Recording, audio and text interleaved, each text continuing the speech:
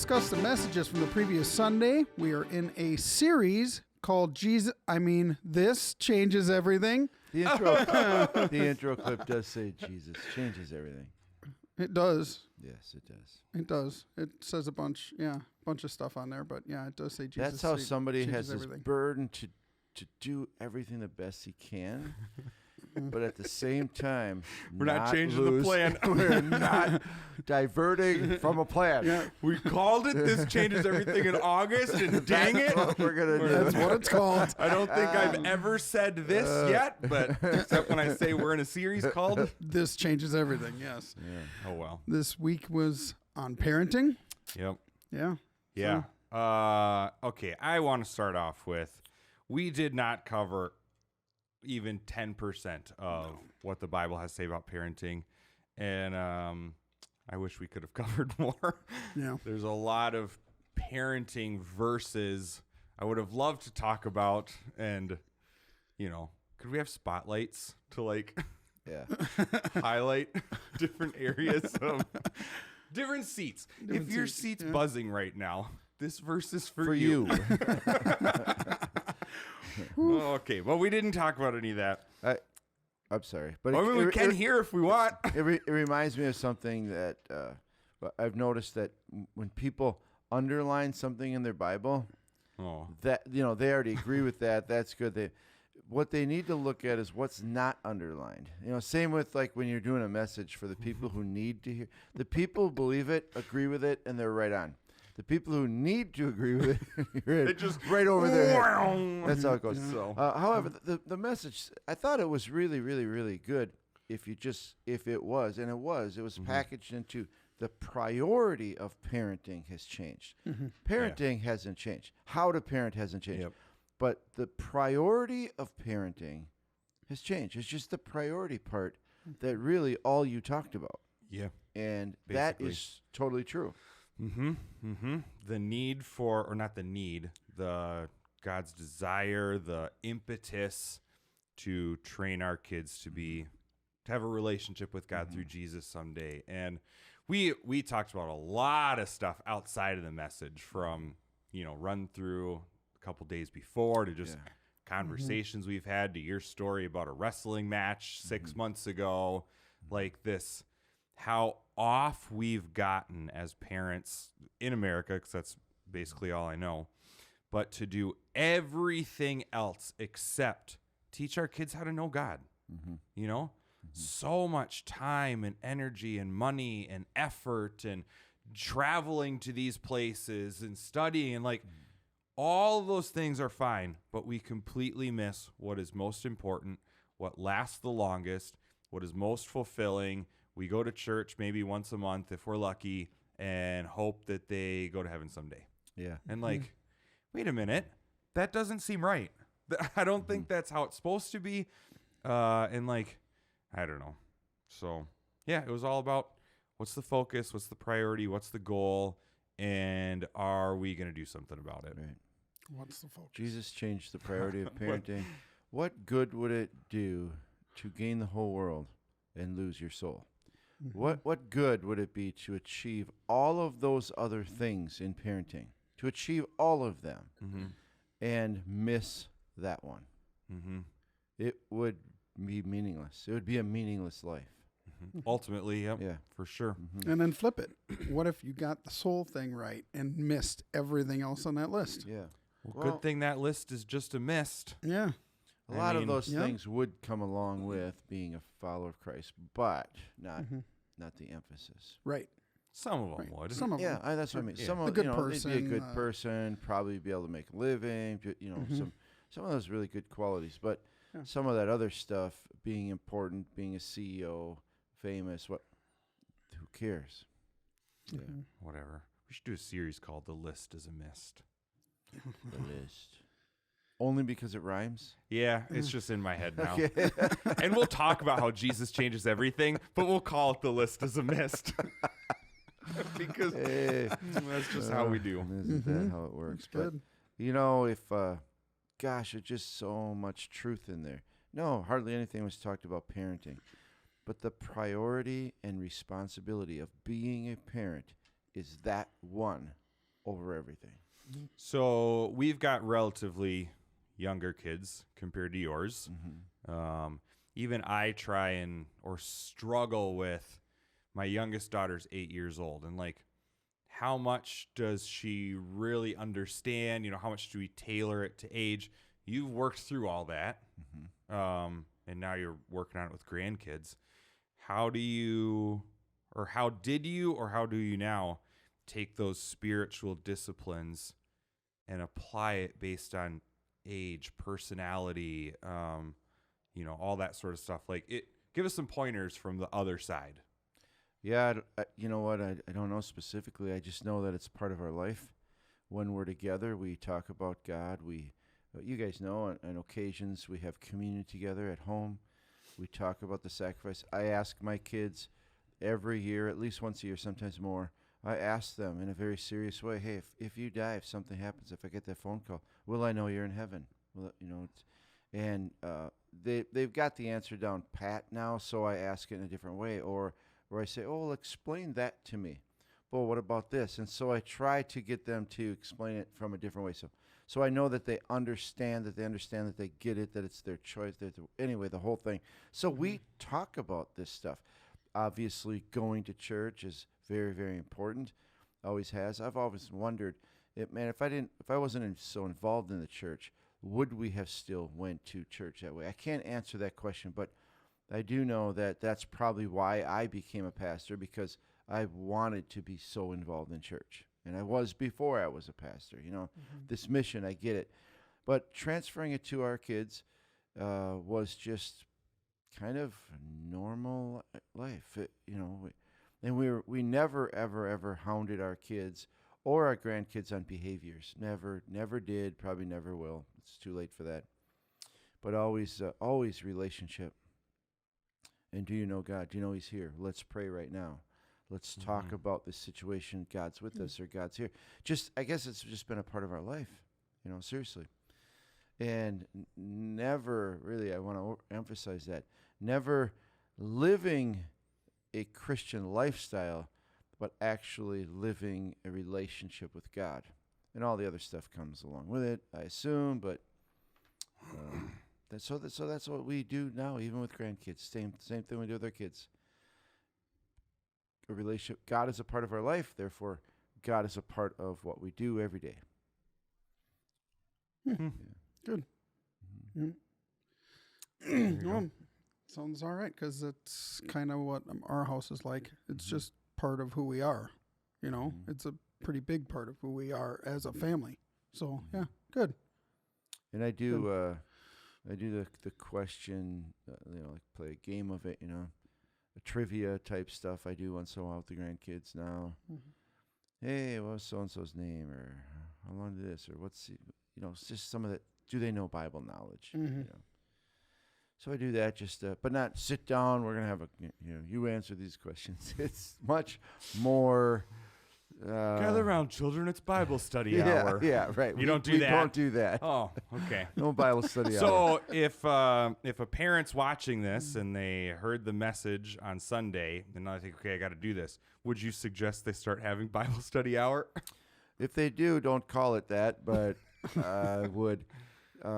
Yesterday after church, one of my grandsons is racing motorcycles. So being there as he's lining up and talking to him about God, we're praying together and not be ashamed of praying. And I just talk to him even there, just about, hey, that God is with you. And this might be, you're going to be very nervous and you're going to be anxious. And this is all good things. Those are called adrenaline. They drive you. But the deep part of it is, that God is with you and you have peace. And, He listens to our prayers. We just prayed for him and, just living our life that way. But did you pray that he'd win? No. I pray all these other losers. No, you didn't pray for that? No. Okay. No. If God's going to win the race, just stay home. Yeah, not at all. However, Bible time. I probably had more advantage raising our kids. So if people heard the message yesterday, how do you do that? Maybe because I was a pastor. I don't know. But when I was reading the Bible, I would they would just be there. Hey guys, let me read something to you when they're 8 years old, even, or I don't know. It wasn't so structured. It was just part of life. Mm-hmm. You made a great point yesterday. Was it hard for us to bring our kids to church? No, because we went to church, Was it hard to read our Bible? Well, no, because we read the Bible. Mm-hmm. You know what? I sat on the couch and talked to God by myself, and hey, join me. And you know what? Those practices are practices of life. And we're going to go witnessing. No, we're always a witness. Those kind of things, the practice of life. So if somebody wants to start, you made it clear that we make changes for our kids. Let's make those changes in us for our kids. Not change our kids, but we're going to make those changes to benefit our kids. Start praying, going to church, being involved. If we want our kids to have a growing relationship with God, then maybe we should start with our own growing relationship with God. I will tell you, there's an old syndrome, a thing out there, a PK kid, a preacher's kid. And traditionally, a lot of preachers' kids turned out wild against God. Well, why? And I think, I don't know, there are a lot of reasons. But one of the reasons could very well be because it was more taught than caught. In other words, be like this, live like this, but I don't see that. I mean, that's just one of my guesses. Yeah, we'll learn the Bible, act like this and like this, but it wasn't lifestyle. It wasn't real. And I think it was behavioral. It was just behavioral and be like this, know this, memorize this, do that, behave like this. And there wasn't that relationship happening. So as they grew up, they realized that's just empty. I'm doing something else. It was drill school. Yeah. For 16, 18 years. And I've had enough drill school. Yeah. Right. Yeah. Yeah, maybe. Right. Yeah, that list was pretty, Which list? The last one. Oh, the last list. I mean, no, some of that stuff, reading the Bible and praying together, and there's probably never a day, and it's an oddity. It's a rare thing in my house if one day goes by where there's not worship music going on in my house, and we're singing. But yeah, but you're a worship leader. You're probably just practicing. That's cheating. And then they come in and they start singing and stuff, and it's like, yeah, that is cheating. But some of the stuff on that list, I was like, I need to work on that. I need to work on that more. I need to incorporate that more. This has nothing to do with parenting anymore. But I'm just going to play off the cheating side. Okay. Because do you find it is sometimes difficult for you to engage in worship, especially if you're trying to learn a new song or practice or something, because that's your job or your role? Yes and no. Yes and no. A lot of times it depends on, this is the first time we've played this song, but it's not the first time we've played this song. It's just the first time we've played it in church, usually, because we've played it probably. No, I just mean for you personally. I know. But focusing on making sure that everybody's in the team is playing right, and I'm playing right, and I'm singing the right stuff, and I'm doing all the right things, but I don't know. It's yes and no. Sometimes I get lost in it and just go. And sometimes I'm really focused on concentrating on making sure it's right. And then it's a little more difficult, but I'm still worshiping God. Even though I'm concentrating on what I'm doing, I'm still worshiping. I think we're talking about two different things. Okay. Well, what do you mean? I mean, because, most weeks, except when you speak, I have to prepare a message. I find a lot of time when I read the Bible, my spirit misses connecting with God because my brain is looking for message material. Oh, yeah. I mean, just you personally at home, not leading on a Sunday. At home. Okay, I'm listening to that chord change and I'm, calculating the theology of the lyrics, which most of them are just not good anymore. Right. That was the sort of at home piece. In the beginning stages of going through songs, yes, I find it difficult. Yeah. But as the song becomes more routine and I know it and I don't think about it anymore, then no. It's real When- easy. When I visit another connect. church, I find it very hard to engage because I'm criticizing everything. Or I'm trying to take notes Yes, and that's what I learn. mean. Yeah. I'm criticizing, not in a negative way, Sure. but cutting through, and I'm critically listening and gathering information. It's hard to go to another church and be ministered to. It's really Yes, hard for me. that is super difficult Yeah. because I'm on detail mode Yeah, at that point. me Just too. that's cool. That's not. Oh, that's cool. I want that video I wanna- screen. Yeah, be nice to have some of that. Oh, I that's a cool usually, idea. That's not what that scripture means. Oftentimes that. Uh, Yeah, so- That was taken out of context. Wait a you know. minute. Yeah. Yeah. Oh, Yeah, it did have the word you're looking for, but it doesn't mean It's like they went to Google and The like, words I need a search. word with thankful in it. So there's my verse for today, or whatever. So That's crazy. yeah. Oh well. Okay, nothing to do with parenting. It's just interesting. I would so. say this. Bottom line is, as a parent, I think most people want what's best for their kids. Unless you're so narcissistic, you're so selfish, you can't be there. But most are. If you want what's best for your kids, then that's what's best, and you know that deep down inside. That's what's best for my kids to know God and experience God, unless you've never experienced that. I wouldn't expect kids who don't value parents who don't value a relationship with God and the benefits of that probably would have a hard time. My kids are not going to grow up appreciating Lambeau Field and Right. the history of, Bart Starr and the Acme Meat Packers and all that sort of stuff. Why? Because I don't care about that stuff. They're probably not even going to grow up knowing the Vikings because I don't really care about that much anymore either. Mm-hmm. Same thing, same principle, right? Yeah. Same principle. Yep. If we value it, we pass it on. If Yep. we don't,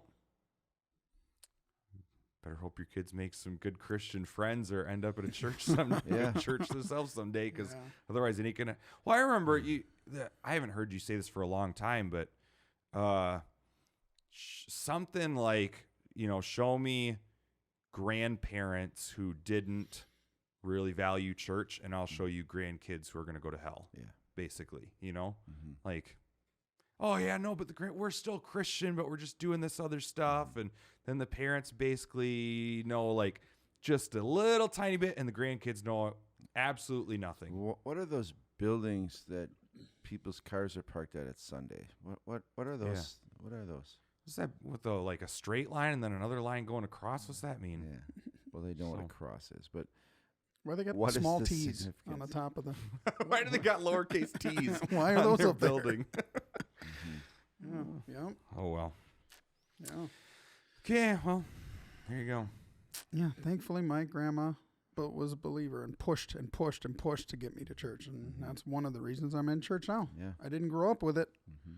but boy, oh boy, later in life, as I got to know my grandma better, more on an adult level. Yeah, she was one of the main drivers to get me back to Most church or get me to adults- church. By far, most adults that come to a born again experience, putting your faith in Jesus experience later in life, Mm-hmm. have a background where they went to church. Mm-hmm.